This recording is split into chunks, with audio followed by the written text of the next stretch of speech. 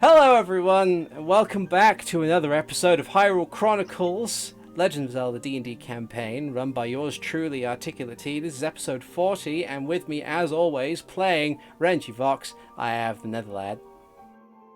It's me, hello. Yay. Playing Hikan Sio, I have Alvarance. Hello. Playing Ziden Shari, I have RoboPirate. Howdy. And playing Max, I have Keistruth. Hi. So, chums, what happened last time? Well, last time on CSI Sarcosta, we were investigating the mists that have recently started to appear in the port town, and we have discovered that whilst there's these mists, there's also attacks on trading ships and people wearing squid masks running around town, attacking people, possibly killing them, or, in the case when we encountered them, being killed and running away. We went to the city morgue, where we found a mortician, Dr. Lucian, a sea Zora who enjoys, well, scaring the crap out of people. And we talked to Mayor Turnia about what we were planning on doing. We talked and interviewed a couple of people from the local trade companies, where we figured out that one of the three companies, Zephos' Favor, fell out of favor and had to close up shop. The Brass Bells are very busy lately, and the Fairwind Company seems to have some shady dealings and goings on with people calling themselves John Smith instead of writing down their supposed real names. And we are, I think, starting off with a stakeout in the old establishment of Zephos' Favor, which is now abandoned, to try and figure out what is happening next door at the Brass Bell and at the Fairwind Estate. Okay. Excellent. You forgot about the Pig of Wisdom and your magic items that you guys looked at but didn't buy. Oh, right, yes. We also went shopping, or we tried to go shopping, but things were somewhat expensive. I also bought some magic parchment that can turn into, I think it was a bird, because planes don't really exist here. Paper arrow birds. Yeah. That you can write messages on, and they'll be sent through the air as if magic. Well, actually, by magic. And the person will receive the message. So we're trying to figure out if that's something that is doable or usable to send messages to the castle town. There was also a mirror to be written upon for any reflective surface, but that was a bit too expensive for now. And they were sending stones. Sending stone, yes. Which Also, is the one I would quite like the most, because Mhm. I can't write in any language that you speak. it's also the only two-way communication stream. Indeed. So yes, that is indeed what happened. And after your brief shopping spree, we continue with our adventure and investigation in the port town of Sarcosa. Now, it is roughly, I think it's still afternoonish by the time you guys have finished your shopping. It's still early in the day. The sun is still out. Were you chiefly planning on just going back to the old Zephos Favor building, and Well, that's where we're meeting up. So. yeah, okay. So you all meet up there. As you kind of as you are in the building, is there anything else you wanted to do in the day, or are you just going to wait until nightfall? I think waiting for nightfall would be the best idea. Maybe like get some dinner with everyone to kind of like talk what we've discovered. Me and Max will probably talk about the magic items that were on sale. I will share like the enchanted parchment and show Mara, wondering if like she maybe knows if it'll be effective to send word to the castle. Okay. Awesome.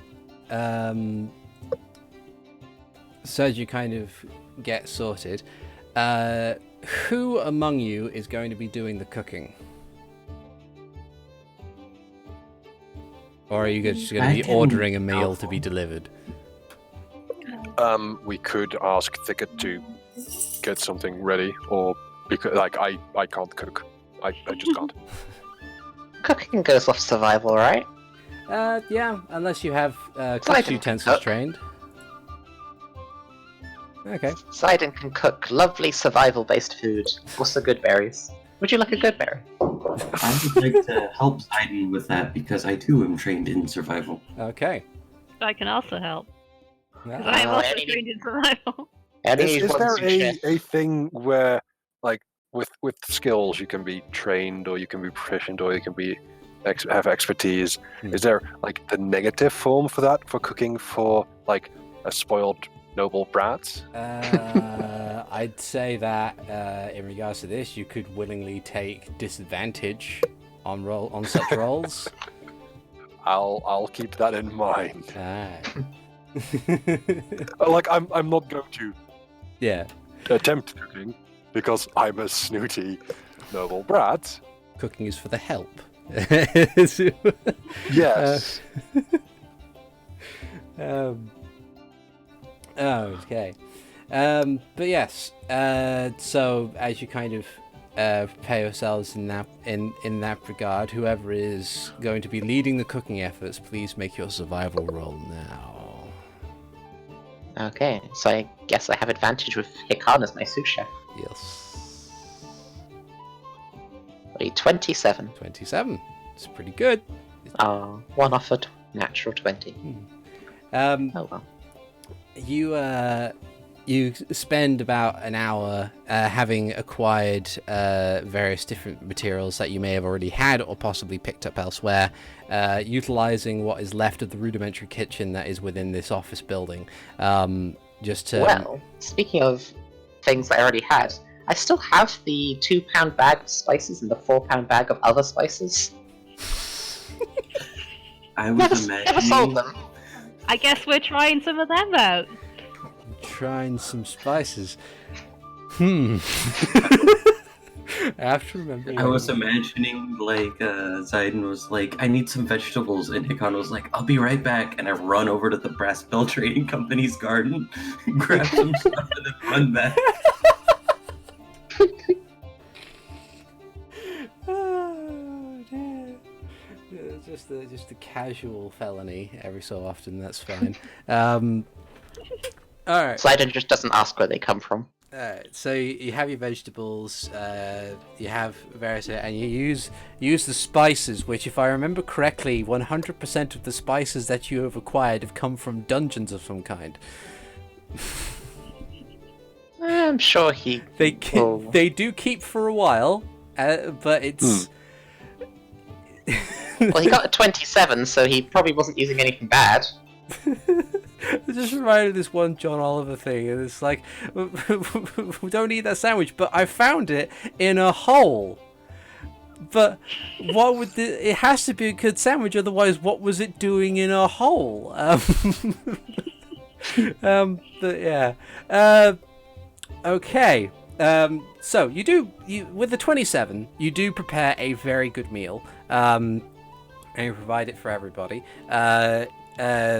Do you have any what would the meal that you would be preparing be? What were my options for stuff that isn't spices? Vegetables from the Brass Bell Company garden. Possibly any rations that you might have left.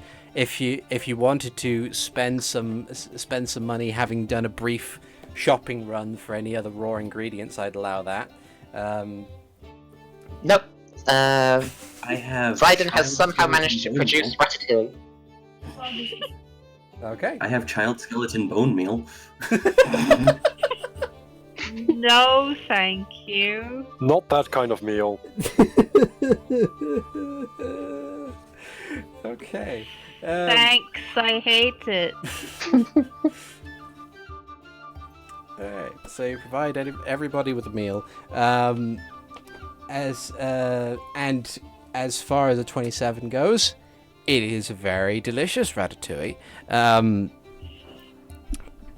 However, I haven't eaten ratatouille, so I don't know what it tastes like or how to describe it.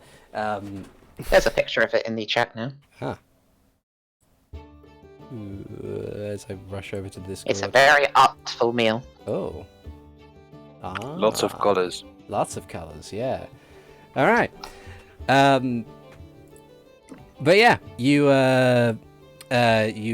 provide that meal. Everybody digs in. Mara is kind of sitting at the, because one of the things that you've noticed that other than what is left in the kitchen as far as a counter is concerned, the only thing in regards to furniture that is left in this building is a desk by the front door and a chair, which she's currently sat at, poring over her book as she usually does. But otherwise, time passes, and soon the sun sets, and as expected, the fog rolls in, and it is quite thick. Does it like immediately coincide with sunset, mist up? Sunset, hour later, mist up. Okay. Make a perception check, would this actually, as you look out the window. All right. Alrighty, perception. Also, would that count as a short rest? Yes, I would say it's a short rest. Cool. Ooh, that's not great. There's 10, 13, 11, and 13. Okay.